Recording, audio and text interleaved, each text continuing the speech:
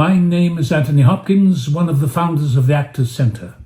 In 1978, with money contributed by actors, by Equity, by Thames Television, by the BBC and many others, everyone worked diligently to create a dedicated Actors Centre building, a place that would give actors the opportunity to take classes and workshops and to exchange ideas, to work on plays that would be produced eventually in the Tristan Bates Theatre, so generously paid for by the late Alan Bates. Now, it is a profound disappointment to hear that the chief executive of the Dials Playhouse, Amanda Davey, has now initiated the sale of the lease of the Actors Centre building.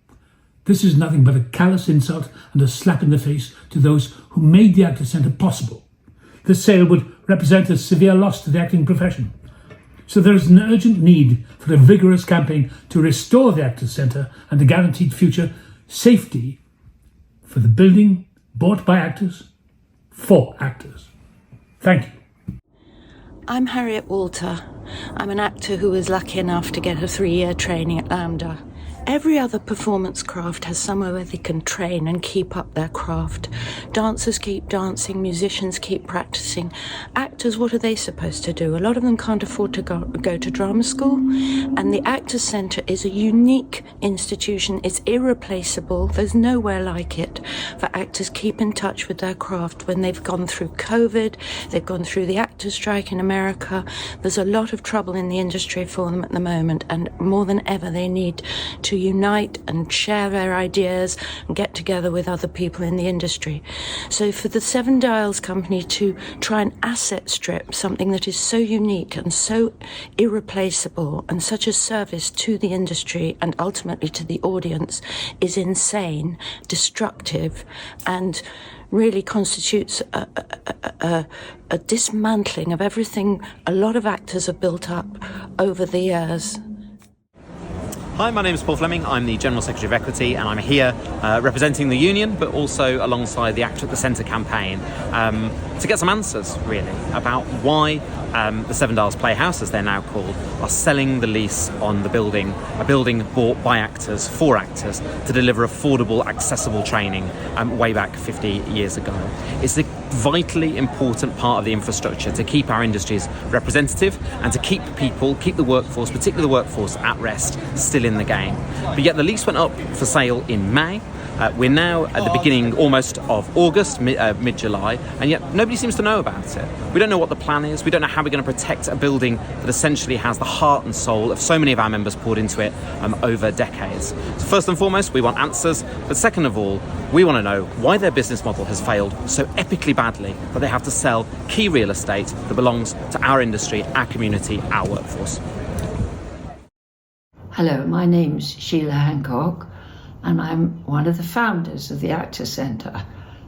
It was an idea by an actor called Clive Swift, and he gathered around him myself and about 3 other people, and for about a year in 1979 we talked about this idea of having a centre for actors to go to and further their craft, to do class as dancers and singers always do, but actors do less, and also to create new work and also to find company, because acting when you're out of work is very lonely.